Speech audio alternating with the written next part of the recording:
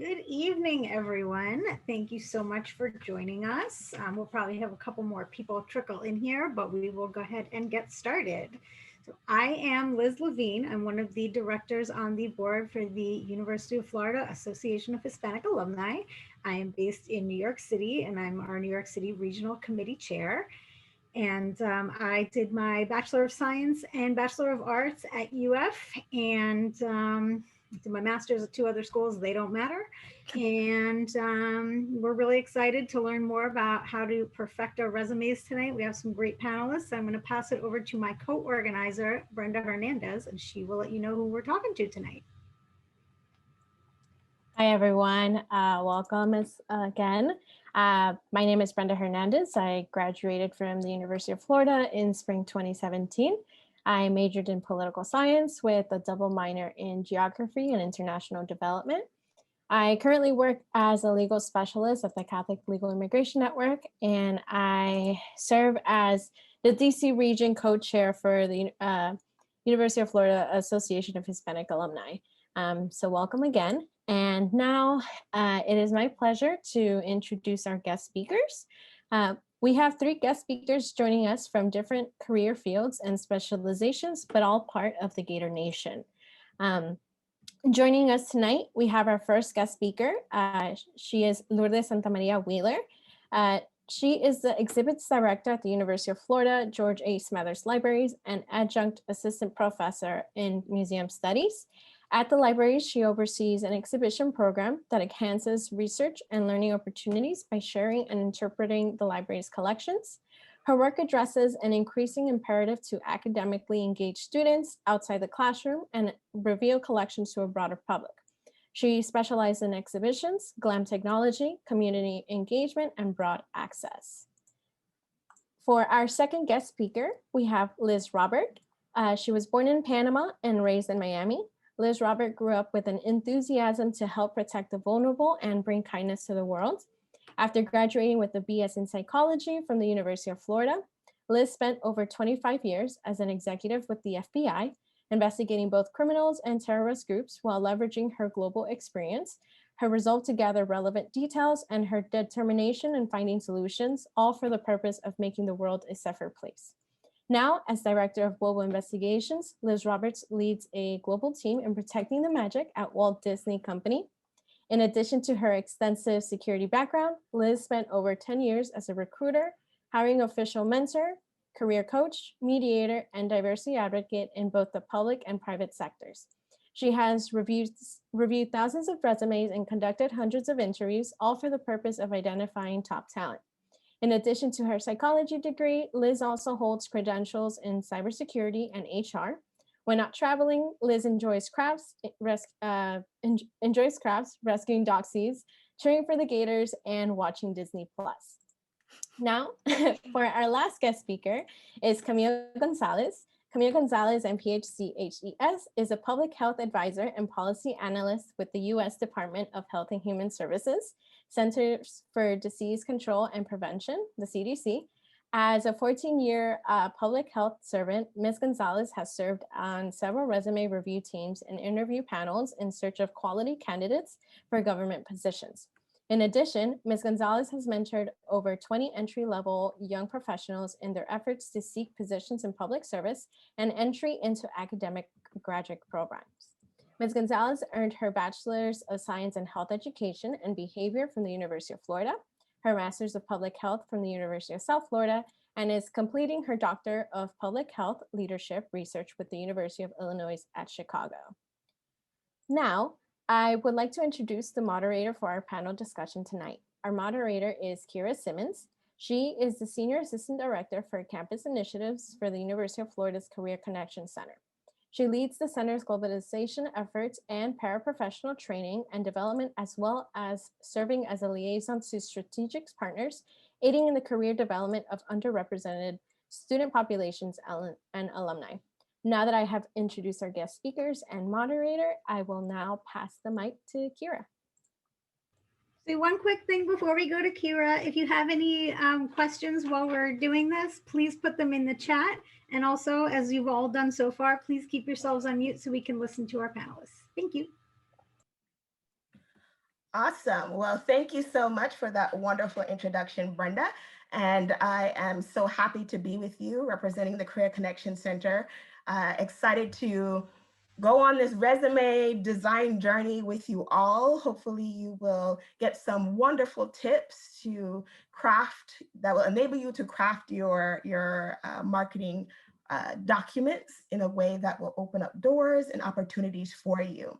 So just by way of kind of explaining how this first part of the segment, the panel discussion will go, I will be presenting you with a statement, a true or false statement, and then you will see a poll for you to engage with us. We want to know what you're thinking. So choose either true or false. And we will then attempt to clarify the statement afterwards through our panelists and ask them questions to help provide you with next steps or more clarification towards that statement. So without further ado, I'm going to share my slides, and then you can let me know that you see it. Let's see, starting with statement number 1. Is that visible for you? Awesome, great. So we are ready. Our first statement, a resume. It is a strategic document that comprises of a list of all your skills and professional work experiences. You should see the poll on your screen. Let's go. Let's keep it moving. Let's see if we can get the poll. Can we share the poll results? All right, so 74% of you said that this statement is true. And so we are going to stop sharing the results and provide you with the answer. So the statement is mostly false. So your resume, we like to say that it does not have to be a comprehensive list of all your experiences, but rather a list of your relevant skills and experiences. So we at the Career Connection Center definitely recommend that you target your resume to the position that you're looking to apply to. So this could include things that are paid, but also things that are voluntary. So your board assignments, your community service activities. So let's go to our panelists. Lourdes, what are your recommendations as it relates to tailoring your resume? Hi, thank you, Keira. Can I just first say thank you to the organizers so much for inviting me. It is truly an honor and a pleasure to give back to the Hispanic Alumni Association. Regarding resumes, I'm going to say the first thing is remove that objective purpose statement that a lot of traditional resumes recommend and the templates kind of have. You know, that's valuable real estate that you could use to highlight your experience.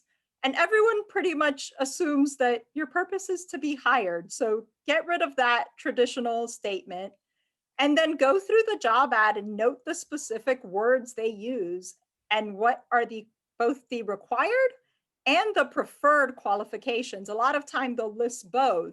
You don't have to hit every single one of them, but look at the words they use and how they relate to your experience. And as you said, you know, it doesn't have to be paid experience, leadership experience, club experience, volunteer experience. And really, my number one thing, tailor your resume. If it's a creative industry you're applying to, do not provide that same kind of static, boring Microsoft Word template. Show a little bit of you in it. Awesome, thank you, Lourdes. Liz, we generally recommend that alumni be brief and concise.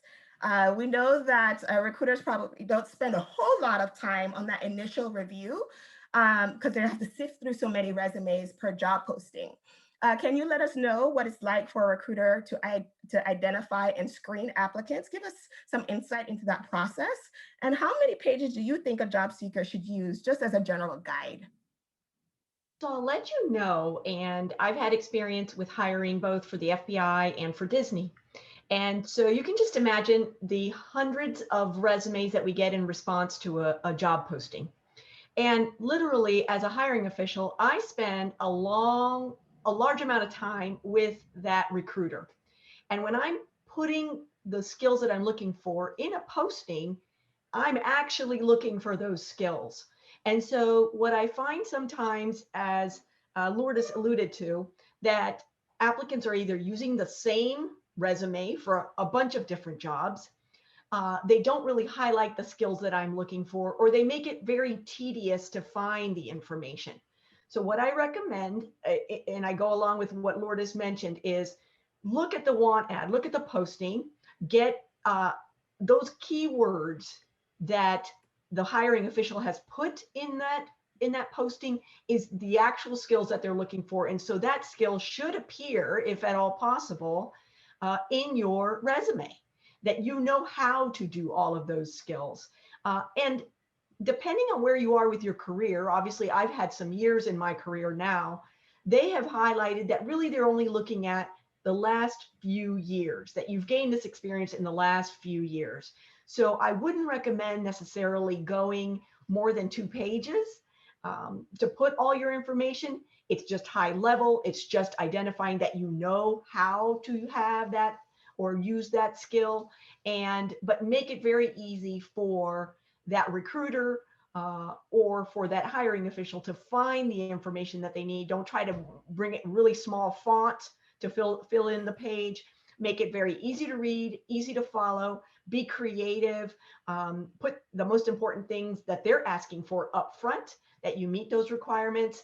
But that's key. Make it conducive to the posting that you're actually going for and make it easy to find. Thank you so much.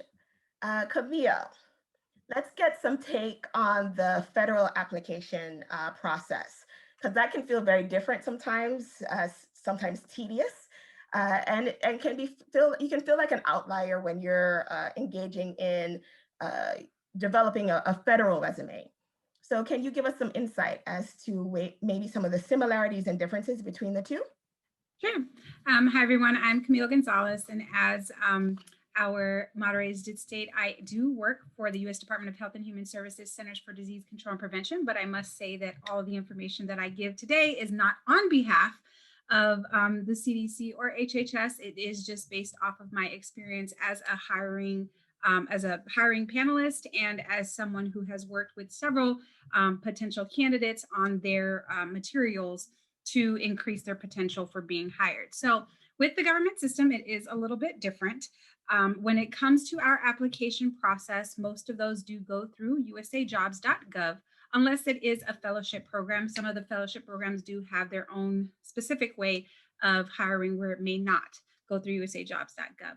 But as Keira did say, the tedious part about this is that within usajobs.gov, the entity that first sees your resume is not the hiring official.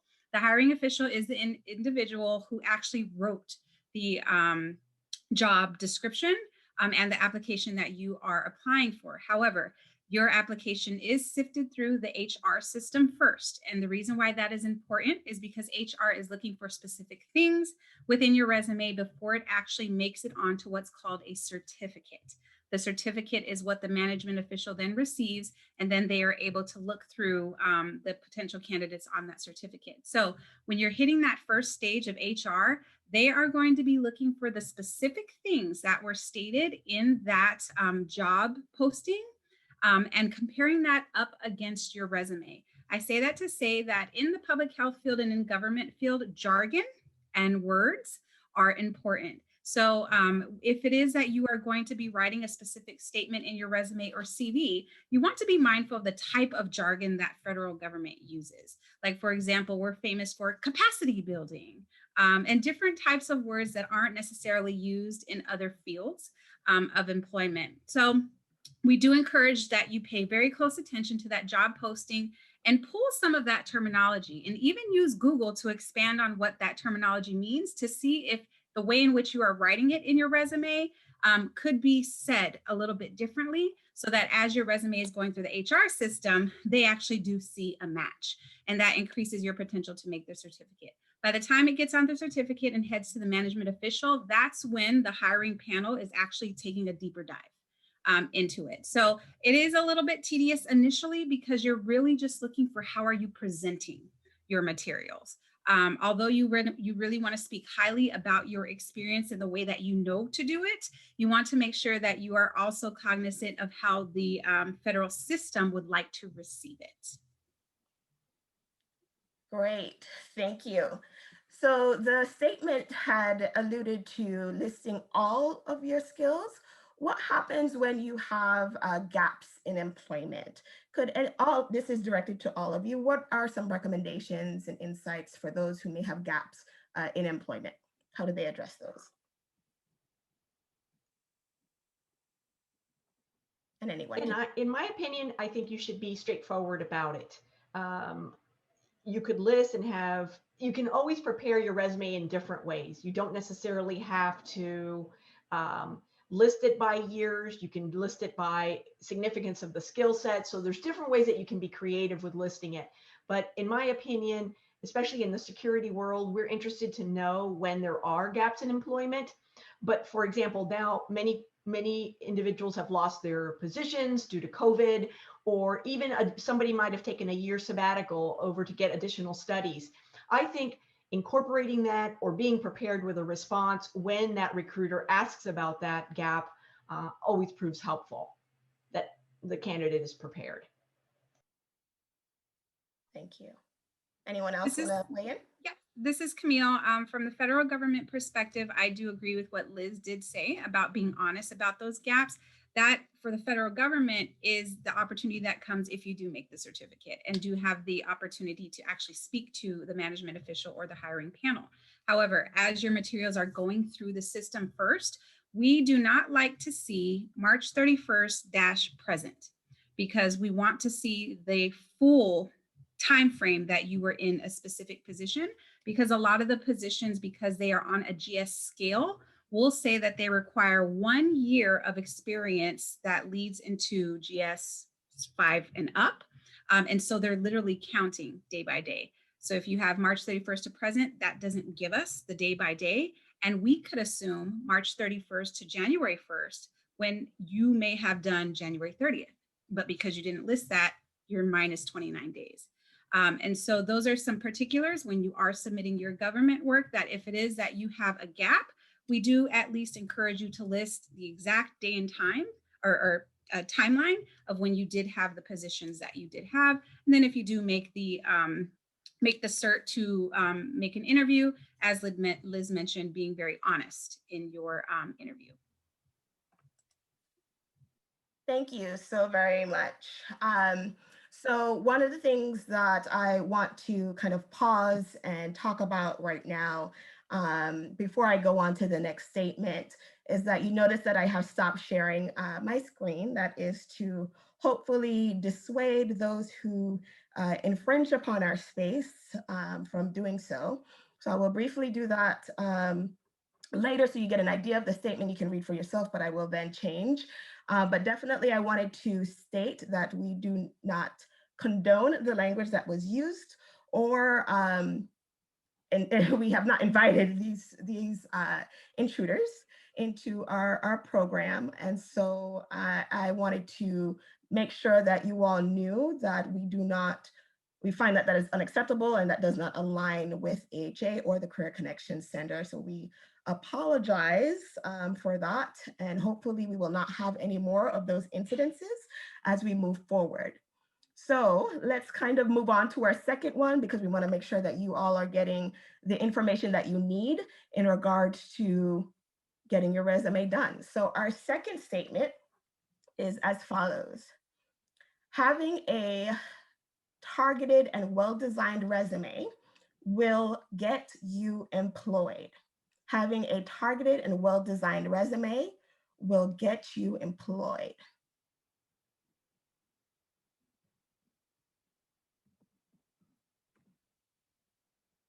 So we're kind of close on this one. Give you a few more seconds.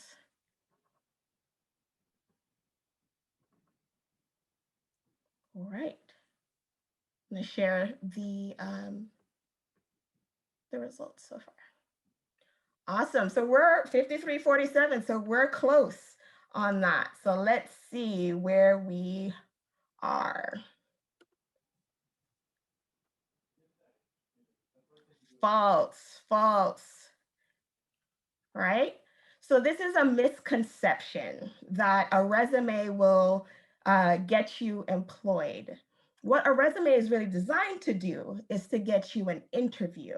It's really hard for an employer to get a full picture of all you have to bring to the table. And that's why they interview you, right? So that you can communicate your value, elaborate on what you put in your resume. So your resume is to get you the interview so that you have more space to talk about what you bring to the table. So Camille, what are some design and formatting tips that can help our attendees get noticed?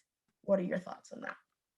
So coming from the federal government perspective, unless otherwise stated, we typically do not give you a page limit.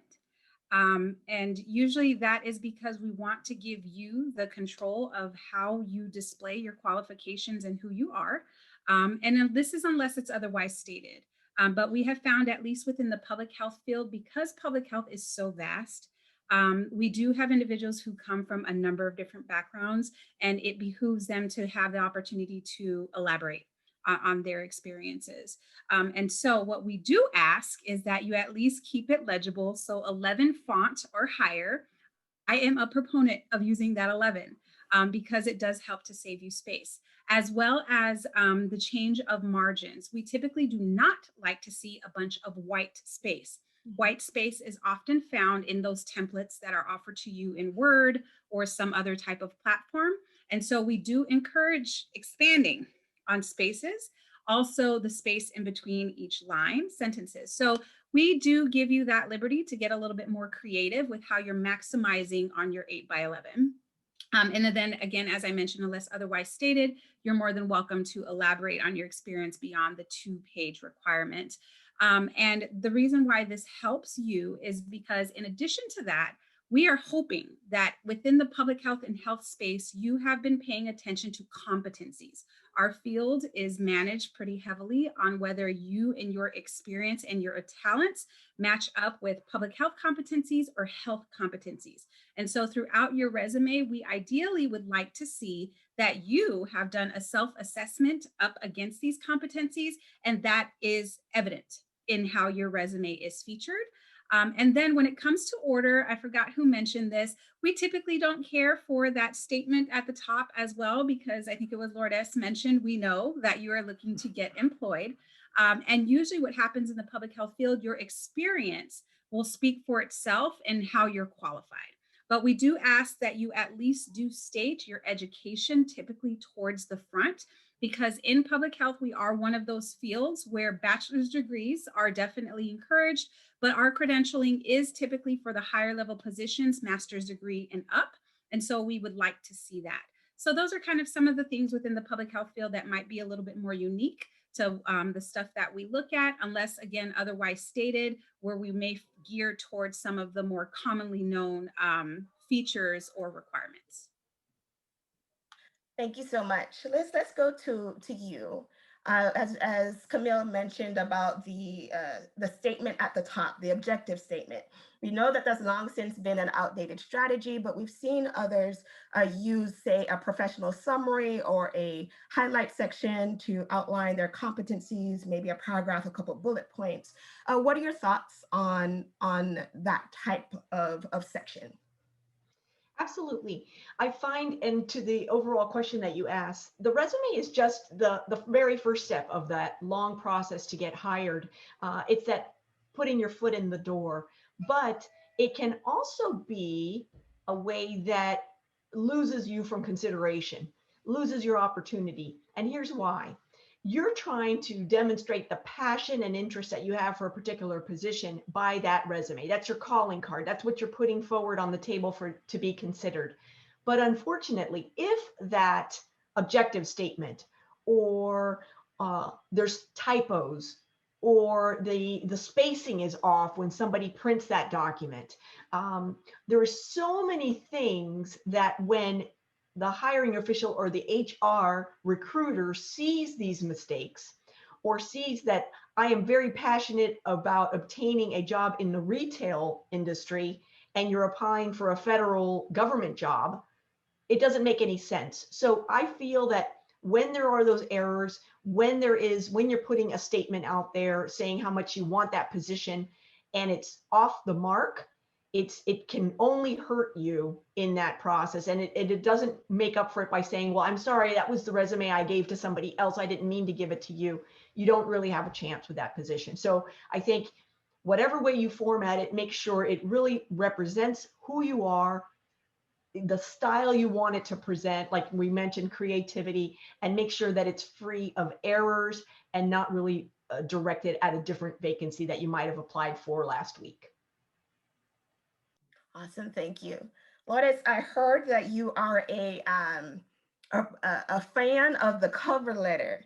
And so for those of us who are wondering, should we do one? Should we not do one? What are your thoughts and recommendations regarding whether we should include a cover letter with our resume to help us get in the door? So yes, I'm a big fan of cover letters. Unless there is no room and it explicitly says not to submit one, I am a proponent of submitting one. To me, it's the first thing that I read when I'm hiring, when I'm doing graduate admissions as well. And cover letters, to me, they're about the present and the future, what you can bring to the organization, how your past, how your experiences have prepared you to do this new job, to fit in this new environment, and how you're going to apply all that knowledge. And it's not necessarily like a narrative repetition of your resume, but rather to highlight things that aren't explicit or included, or explain how it all fits together. Certainly, if you had a gap in, employment, that would be somewhere to explain that. It would also be, the place where if you're fresh out of college looking for your first job, and a lot of times it's recommended you include your GPA. Maybe your GPA wasn't, the perfect 4.0, and maybe you don't have a lot of experience already in those entry-level jobs, because maybe like me, you had to work while going to school and you had a service job.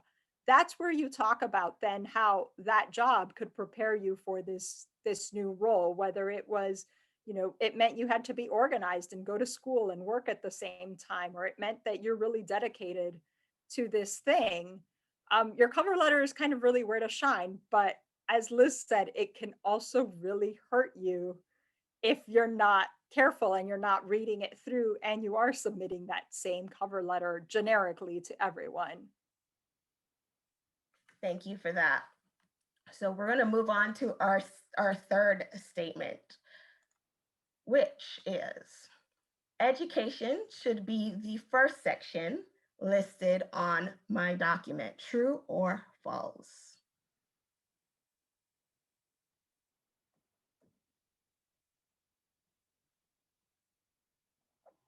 Okay.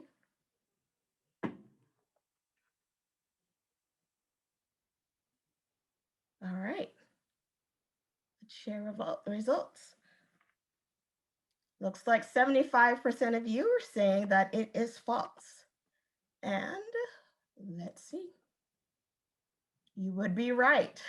You would be right.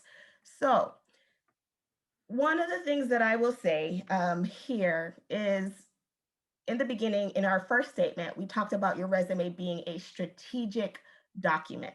You have quite a bit of freedom on how you organize your resume, because you want to make sure that you are portrayed in the way that makes the most sense for that position targeting, correct? The strategy is generally recommended for our recent grads or current students to have the education towards the top, because you are usually doing recruitment activities associated with UF, right?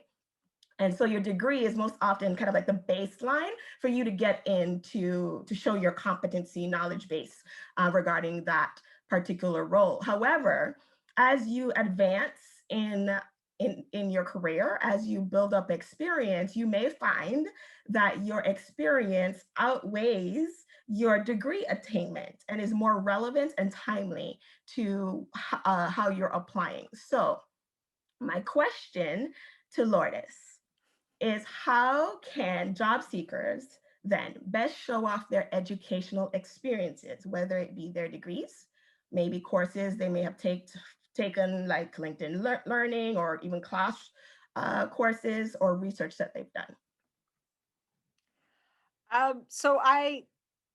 Because I deal in academia a lot, we do like to see that education near the top, not necessarily at the top, but certainly early on in your experience.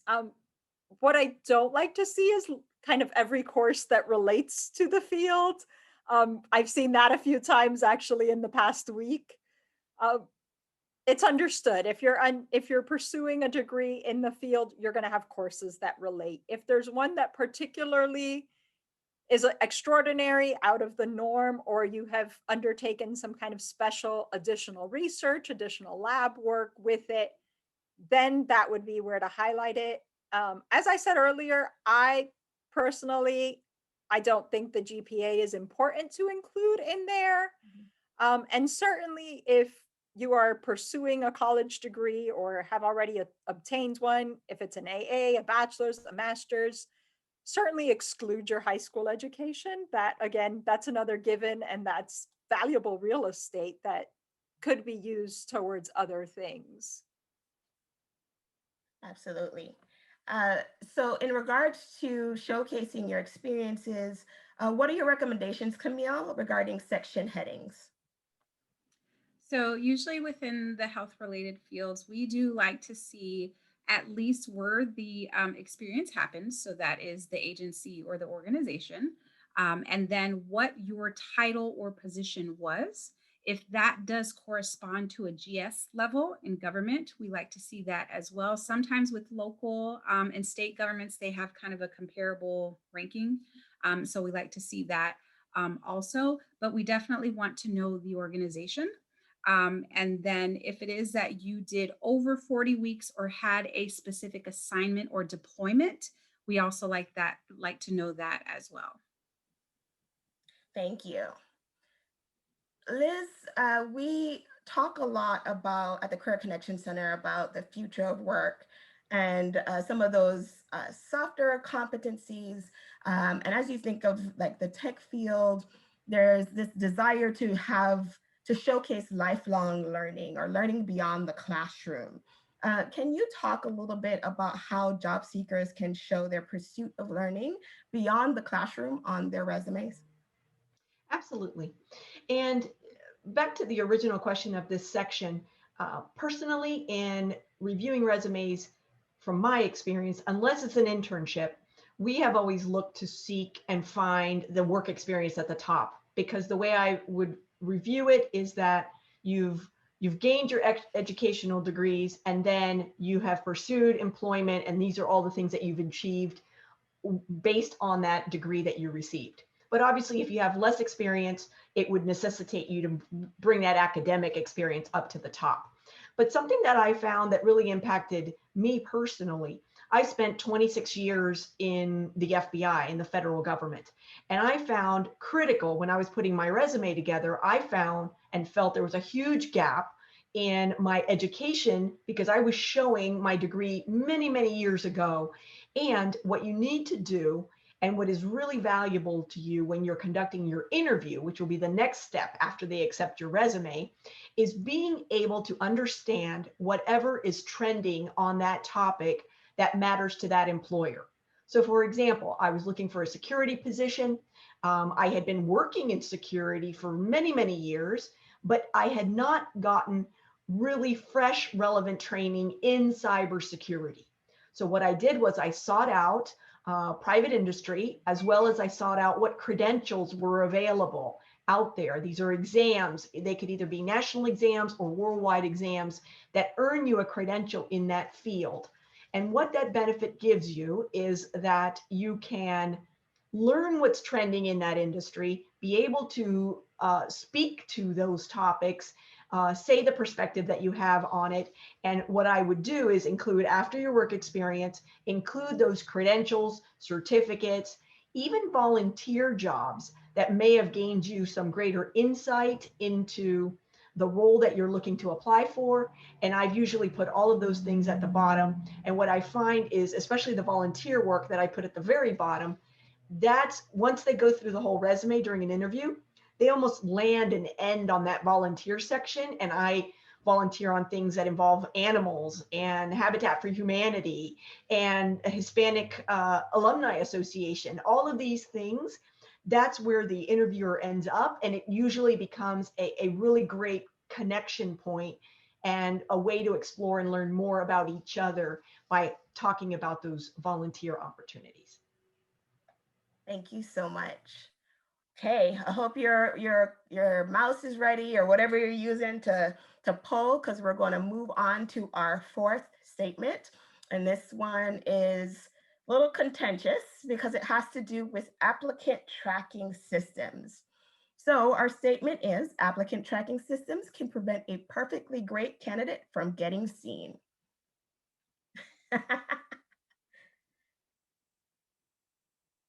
Awesome.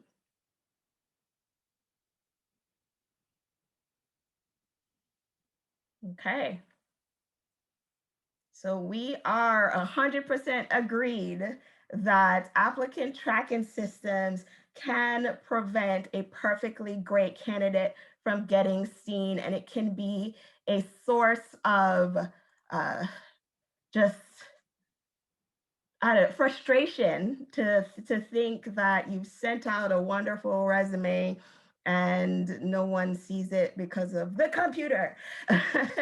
So applicant tracking systems help recruiters do their job more efficiently. They are absolutely needed, especially as we are in a global workforce and it's more competitive and they're getting inundated with job seekers. So there needs to be some help, and of course it provides other assistance as well. So, because applicant tracking systems are involved in multiple places in the recruiting process. So, Liz, can you kind of provide us with some insight on applicant tracking systems, and maybe from a recruiter's point of view, how do they utilize the ATS? Absolutely. So, like I mentioned to you, the recruiter and the hiring official spend a lot of time drafting that job posting, that announcement for that open vacancy. And so they will pick keywords that they're looking for skills from that applicant. They will then feed that into a system that will look for those words or sometimes adjectives of those words in your resume. So obviously, if your words are not in there, if there's not a direct match, it will not highlight your resume as being one that is compatible. To give you an example for a Disney job, we might post one job and there could be 200 applicants. And that's a small pool actually for a Disney job, but there could be 200 applicants. A recruiter cannot spend the time going through 200 resumes. So they oftentimes feed it into this ATS machine and it will spit out, okay, here are 20 resumes that are the closest aligned with the words that you entered for that particular position. So that means automatically, without even human intervention, 180 resumes are removed from consideration just because the words didn't match. So like I said, I don't think we can emphasize enough, it's important to really tailor it to exactly that position and use some of the keywords that are highlighted in that job posting. Thank you so much, Liz. If you don't mind, can I follow up because you talked about keywords? What are your thoughts about like acronyms in resumes? Does the ATS pick those up? I don't know. I would follow the suit of what the job posting says. If they're using acronyms, then you might be okay using acronyms. But I would not believe the computer to be that smart. I would spell things out. And again, what's going to be key are those fundamental skills that the position is looking for and ensuring that you have all of those covered, or as many of those as you have covered that you can apply to with your work experience. Thank you, Liz. Camille, how does formatting and other design elements affect ATS systems or ATS? So with the U.S. Department of Health and Human Services and Centers for Disease Control and Prevention, if the job posting does encourage you to use a specific format, please do stick to that format. However, how USA Jobs does work, it almost, usajobs.gov, it's almost like you're doing it twice. So there are the fields that you have to enter, right? But towards the end, it offers you the opportunity to include attachments. Keep in mind how those fields end up spitting out the resume that you entered. That's something that you don't get to see. Even us as the hiring panel, we don't necessarily get to see that as well. But sometimes it distorts the way in which you would like to present your information. Maybe you wanted it to look a certain way, right? And have a certain flow, but that doesn't necessarily turn out to be what is produced when you have to fill in the fields. So at the end, we do encourage you attaching your actual Word or PDF document so that technically they have two, right? But they have the option of reading the one that is in the flow and the sequence that you desire to present to the reader. Thank you. So one way that you could possibly get around an applicant tracking system is not to submit your stuff online. So Lourdes, what strategies can job seekers use beyond applying online to get their resume in front of hiring managers or, say, an admission committee member? So I will say, if it specifically says you have to use online and you do not submit it online, chances are your application will never be seen. You know, I work for the University of Florida. The hiring that I do requires that it goes through the University of Florida ATS system. And it is where artificial intelligence and word searches are your friend. I literally recommend, once you have all your documents, do a find and replace, do a global search on it for exactly those same words. But if it does not prohibit non-online submissions, I would say, you know, if you can reach out to a hiring manager, most places, that's not feasible. Certainly, I know the government is not feasible from jobs I've had there. A university, it is not feasible as well. In the case of graduate school admission, though, that's where that kind of becomes a really interesting and important key. It shows, one, that you're interested in the program and you're going to take that extra effort. And it makes the chances that your name is much more memorable. If you can reach out, you know, beyond the general office, who's the program director, try to schedule a very brief informational interview so you can ask, you know, 2 or 3 questions about the program. It also lets you get a feel for, is that program really the right fit for you? Are they offering what you thought they were offering or what it seems they're offering online? Anytime that you can, you know, make that personal connection, I really like that Liz said that ending on the volunteer helps you make that personal connection. Then you're not just a name on a paper. Now you're a real person that I have spoken to, that I know likes animals, or I know does this, or I know is interested in these other things. So anytime you can find a way to make a connection, if it's legal, seems appropriate, certainly do not just start calling offices and corporations. Nobody appreciates that. Keira, if I may add a thing, I always emphasize with my mentees that networking is your friend. You are up against this artificial intelligence. And like I mentioned, it's just really not fair that 180 resumes might get dumped by a computer that are perfectly capable, competent applicants. So what I encourage, and you can put as much information as you'd like or not like, but have a LinkedIn account and then start to see, who do you know that might know somebody that is in the company where you want to work for or where you are applying. It might not even be you, it might be your parents. They just have years of experience and have come across a lot of people. And honestly, that's how many of the people that I have hired were not necessarily identified by the recruiter or by the ATS system. it was more often than not somebody that works in my company or someone that knows me from somewhere calls me and says, hey, we're aware, or I'm aware of a very good applicant that has put in for one of your positions. Would you mind taking a look at that person's resume?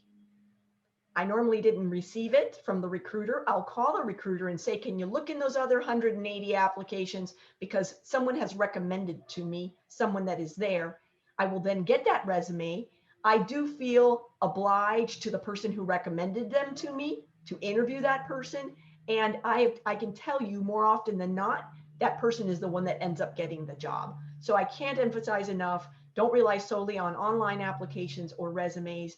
Make that extra effort, make those connections, and get your name and your willingness and interest in the job known to that hiring official. Absolutely, thanks for that. It's a yes and, people. You want to use as many avenues to apply as possible that's available to you. Next statement has to do with LinkedIn. So your digital branding, such as your LinkedIn profile, should reflect what is on your resume. True or false?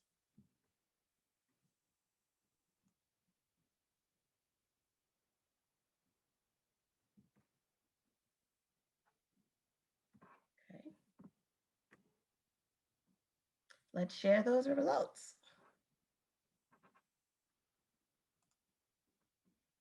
We have 79% are true and 21% say false. So we're talking true today. We're talking true today. But there's a caveat. Your LinkedIn profile should not be a replica of your resume. So please fight the urge to copy and paste into your LinkedIn profile. I know it's a lot of information, and I know you've been filling out the application that asks you for everything, and then the resume that you put so much work into, and so another place to put something. But LinkedIn is different, and it allows you some space to talk about yourself. It's a robust tool with little constraints.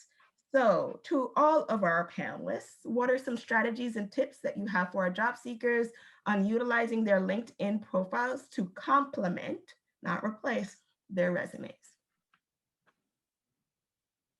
And anyone can go first. Well, this is Camille. Coming from the federal government perspective again, we have to stick within the system that we use. So we don't necessarily go and explore your LinkedIn and Facebooks. So if you desire to put that into your written resume, as I mentioned, you have the opportunity to attach another resume. That's perfectly fine, but the likelihood of us diverting off of the protocol that we are supposed to use is next to none. So for government system, possibly not. Now, if you're looking at public health in private sector, community-based organizations, they may take advantage of that because there is a public health CBO category within LinkedIn. And so they are using that as a search mechanism. But specifically, for sure, for federal government, we are not allowed within the protocol to then explore all these other entities of your social or internet life. This is Lourdes. I'm going to follow up on that because same for a university, we do not go look at that. That is not anything, again, same thing. We stick to our system and the documents that are within the system. But that being said, what Liz said earlier, to use it as a networking, it may be that through that you're applying and you see that somebody that works in a similar department or possibly has someone in common, who then could, drop your name as well and be like, hey, this person is applying. We are not going to go look at your profile and what's in it, but that profile helped get your name, alert us to your name. I would say at Disney, they do use your LinkedIn profile. They do look for candidates if there may not have been enough that met the mark on a particular posting that we had open. But I would also recommend that you use LinkedIn for research. What I have always recommended is if I'm putting in for a position at a particular company and I know the job title that it's going to be, I then search LinkedIn for that company and that job title because I can often find who had the position before me. So I can kind of benchmark, do I have the qualifications that either match or exceed the person who had that position in the past? Because if I'm completely off track, if it looks like that person had, let's say, a PhD in whatever else, whatever background that position is in, and I have a bachelor's, I may not be meeting what they expect in that position because the person that they envisioned in that role had a PhD. I'm not saying you're completely out of consideration, but it just helps you benchmark first who had the position before you're looking to get it, as well as who is your competition out there. What do other people in that same job title, what is their background? What is their volunteer kind of organizations? What is their educational or certifications or credentials background? Because those are the people I'm competing against for that role. And so I want to see that if I don't have those skills that I think is going to win me the job, then I can go out and attain them so that when I apply, I know I am as competitive or even better than the people that might be going up against me in that position or for that position.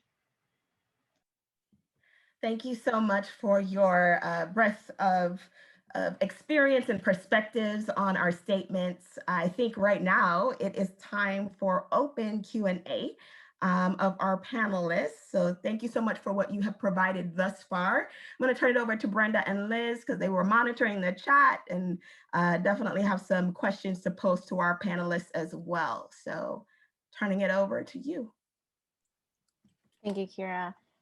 So this question was posted earlier from Mariana, and Camille, I know you may have answered it, touched lightly on it about the cover letter.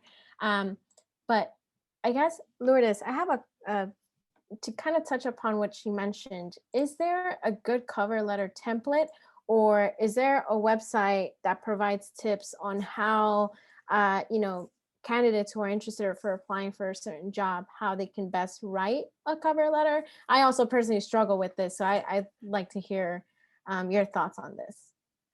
I don't know of any good cover letter websites / template, and I hesitate to even recommend one, even if I did know one, because again, those templates mean that your application is going to look like everybody else's, and it's not tailored to what it is. I would say really my biggest recommendation for if you're writing a cover letter, even if you're not, even if it's just a resume, have somebody you trust read it. They don't have to be in the industry.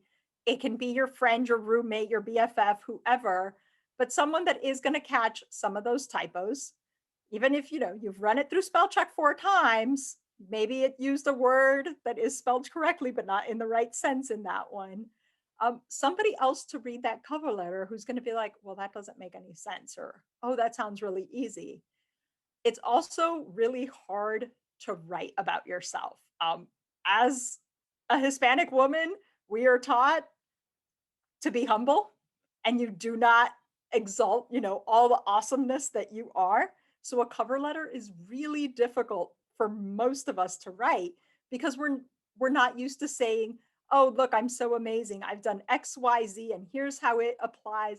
And here's all the things I bring to the table to your organization. But our friends see how awesome we are. And our friends are the first ones who are like, yes, you did this, you did that. That's amazing. That's so cool. So having another set of eyes read it to be like, oh my God, you did this thing. You should totally be highlighting that up ahead, near the top, because that's amazing. Where you're like, oh, it's a regular thing that I did. But so just having somebody else to read it, find, if you're still in school, if you recently graduated, professors that you like, that you trust. Professors love to give recommendations and help students get jobs. Most of them, I will say. Find somebody who will be willing to read that and will be willing to say it. The other thing I will say, because it is hard to say how amazing we all are, it's hard to write I statements a lot of times to say, I did this, I did that. So I recommend to a lot of students to start out and putting, we did this, we did that, and then write your whole letter being like, we were awarded, this full scholarship, we received this. And at the end, do like a global find and replace, and then replace it all with I. Because it's much easier to just do that flow of, we did it, it was a community effort. But then at the end, make sure that you replace it and be like, no, I did all these things. I am this amazing person, and you should totally get an interview with me to see how even more amazing I am in person. Thank you. That's some really great advice. Our next question is, especially in a remote work environment, how important is it to include an address on your resume, a physical address? And that can be for any panelist. I'm going to say I'm security minded, so I would never include an address. I don't think, I think it makes it difficult, especially if you're posting it online. I would not want to attract that. I wouldn't want someone to know that you're unemployed. I wouldn't want them to know that you're a student. There's a lot that can be gauged from your resume, but I don't think your address should be one of them. If you're applying to wherever they are located, it's presumed that you are either already living in this city or you're willing to come here. So it's important that you only apply to positions where you're willing to work in the location that they're asking for, or like it is now, it can be an online opportunity, but I would not include it at all. At least that's my perspective. I would certainly agree with that. Not just from a security perspective, but just from a potential inadvertent discrimination perspective. Nobody needs to know where you live. Once you get an interview, once you get a job offer, they'll ask you for all of that information. I would even say, even including, cell phone numbers on resumes kind of give me pause a little bit. If you're submitting it online, certainly just your email address. For things, the automated systems, a lot of time they will have a spot for you to include that information, and that just goes straight into their system. It doesn't have to be in a separate document that can be searched and mined. This is Camille. For the government related, the only time that we would really ask of it is if it is that you are in a previous fellowship program and we know that the application you are submitting is for a change and a step up in the grade or responsibility. They typically like to know where was your fellowship located or your assignment or your practicum, because usually that's associated with the health department or a certain community or tribe. So that's what we usually like to ask. And the address that is provided is of the location itself, not necessarily your address, but in seeing the location, then we may know that you're in certain city.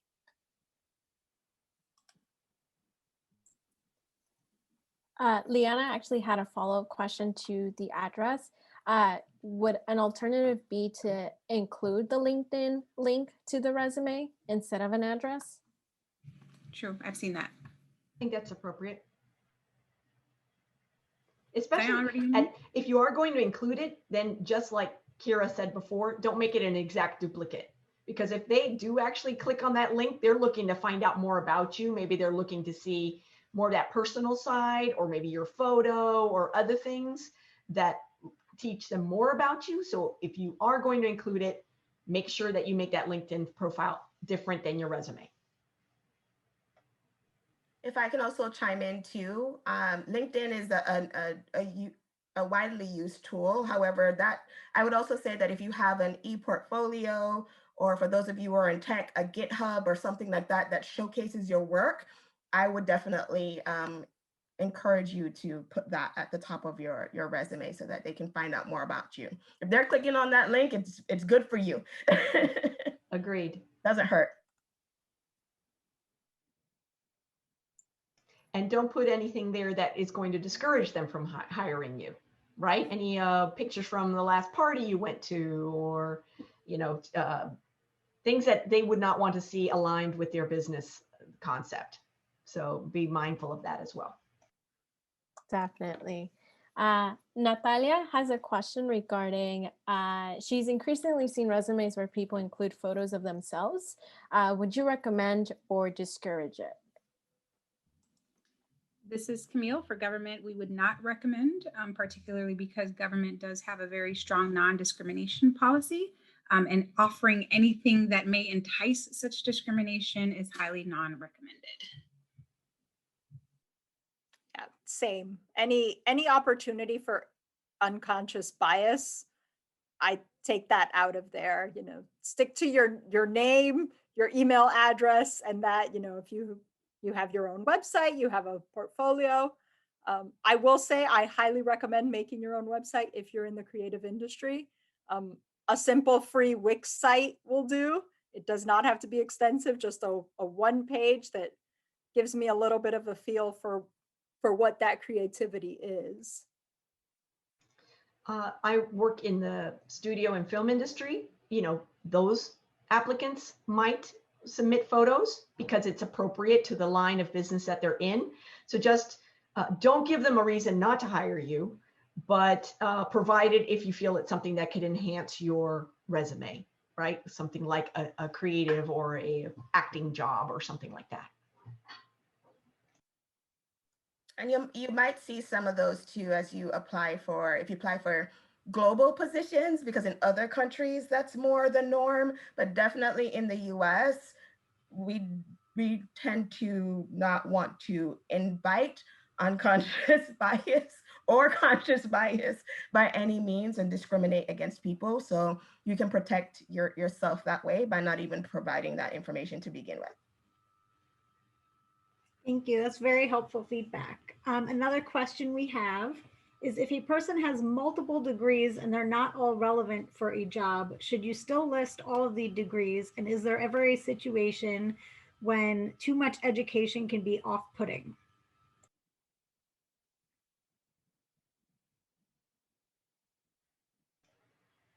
I would say, I would emphasize again that from my perspective, we're always looking for the work experience. That would be from at least the places where I've hired before. We're looking to see what were you able to do with your degree. If the second degree or third degree is related some sort, that gives that hiring official an opportunity to see that you're well-rounded, that you have a lot, that you got dual degrees or triple degrees all at the same time, you work so hard that you did all of these things at once, that's a different story. But if it shows that I remained in school for 12 years and got 3 bachelors, I don't know, I would question a little bit about that. Just why so long? Why so many degrees? Maybe this person is uncertain with what they want to do, or they are unhappy with the decisions that they've made. Unless it's you're getting now an MBA and then you're getting a PhD, that makes more sense. But again, if it's multiple bachelors, it just seems to me a person that doesn't really understand or know where they're headed. So it could be negative. I would say even working in academia at a university, it does give us pause if we see too many unrelated fields. If they're progressive, you know, I have certainly seen bachelor's and then a master's that apparently has nothing to do with it, but it is another step in your education process. That is fine. But if we do see multiples, especially I would say bachelor's as well. I've hired a few people that do have multiple bachelors and multiple masters. Really, I want to see how it all relates, kind of thing. But if it is that, you know, you spent 12 years in school because you weren't sure what you wanted to do, if you have a really good story, tell me that, figure out a way to make it make sense. But yeah, if it just seems desperate, I would hesitate to include them all. This is Camille from the perspective of government. We have seen where certain positions, specifically within the fellowship field, are intended for people maybe with just a bachelor's. And we have had people intentionally leave off their master's degrees or PhDs as a way to get in the door. And then come to find out if they did make it through interview, and we discover that they actually do have more education than they stated, then they are then now overly qualified for what is intended to be a fellowship program for a more entry-level person. So we just request that it's completely transparent. Ideally, within the public health and health field, most of them are, they all relate. We don't never see something that's really too off. But again, it's more just about being honest about your education. Great points. Natalia has asked, when writing the bullet points for a role, how much is too much? And this is for everyone.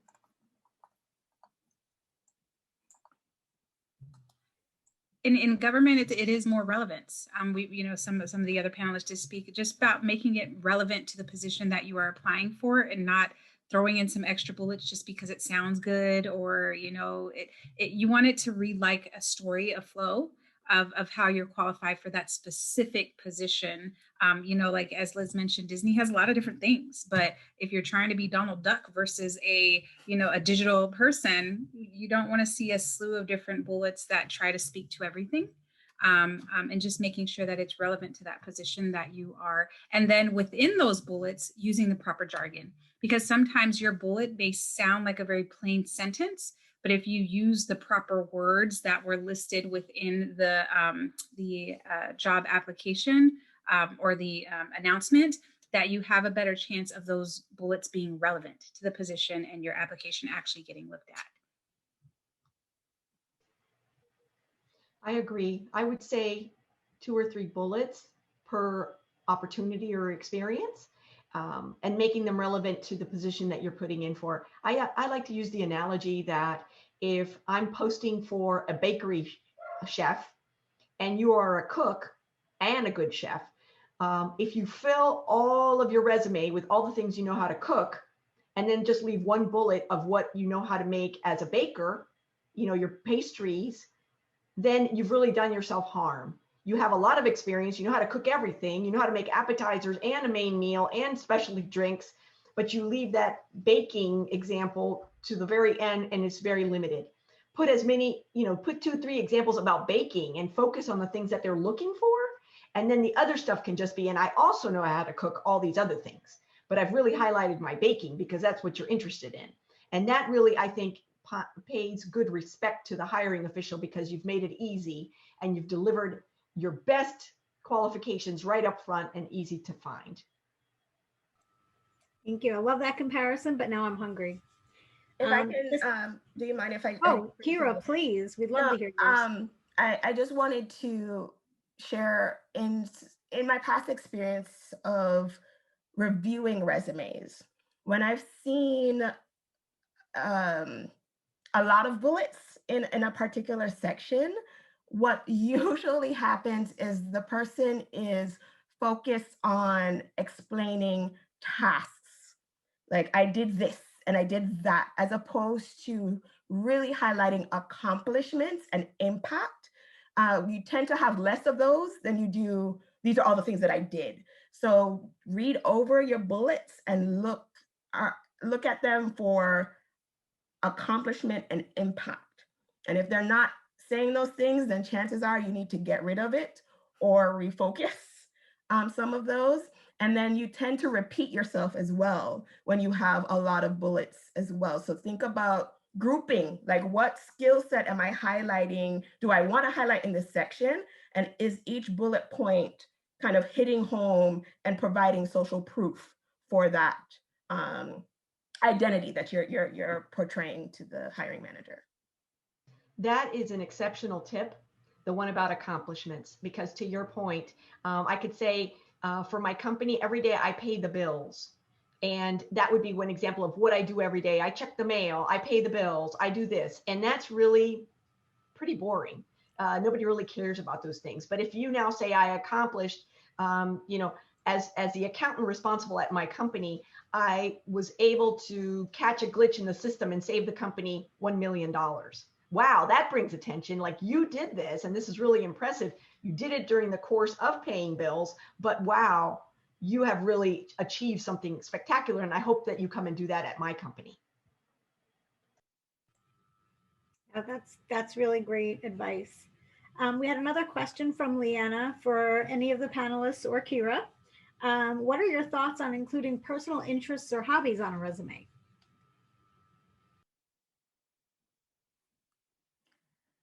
I have found that that's the key talking point. As I mentioned, volunteering.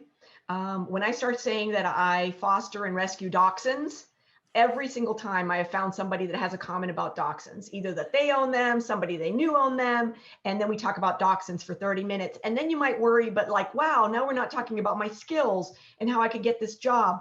Every time that I've connected with an interviewer on that level, where we're talking about my hobbies or the things that I'm passionate about, every single time I've been offered the job, because that's when they say, wow, this is a person I want to work with because we both love dachshunds.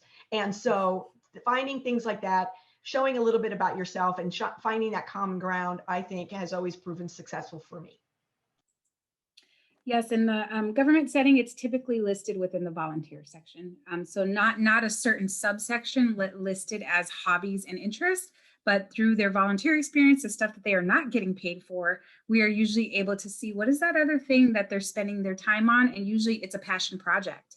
And specifically in public health, as public health servants, we like to know that you are triggered or enticed by certain passion projects, and usually that is depicted in the volunteer experience section.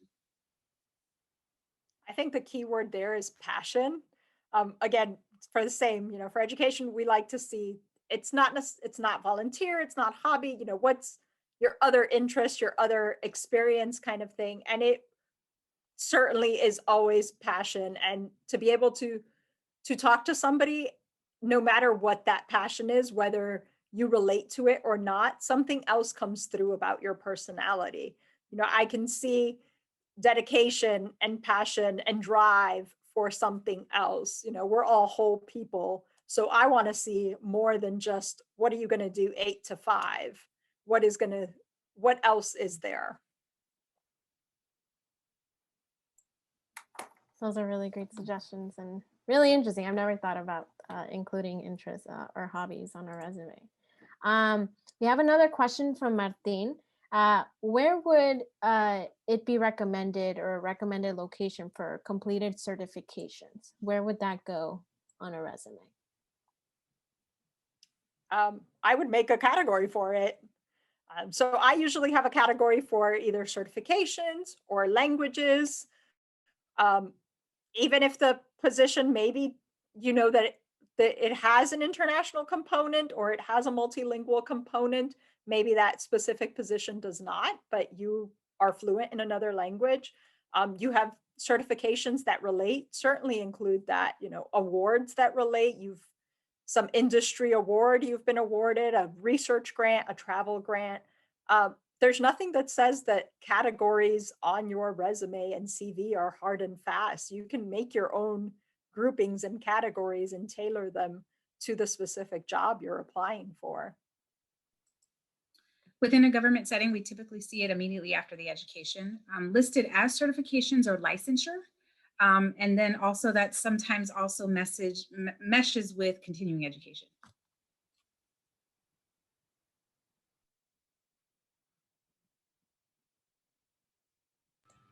Okay, we can move on. I think this is going to be our last question. We just got another one in regards to the passions and hobbies. Outside of the volunteer section, where would be the best place, or what would be the best heading to put that under?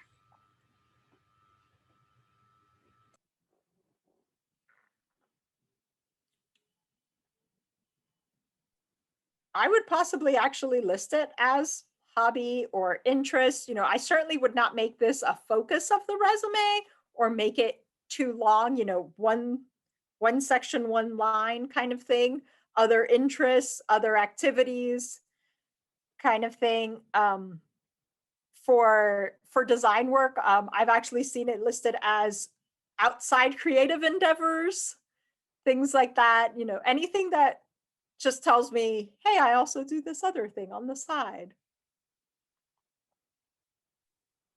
I think that is great advice. And I find the section headings, the more direct they are, the more impactful they are. But one thing that I will say about hobbies and interests is that you don't want to, if your resume is full of hobbies and interests, that is a red flag. So you want to make sure that you are showcasing that you are meeting at least those basic requirements, and that it doesn't take up a whole bunch of real estate, but it definitely can add a personality to your document. So just be careful with that and just call it what it is. It's an interest. It's if you want to use hobby, that's fine too. And just be direct, because there's no guesswork where that's concerned.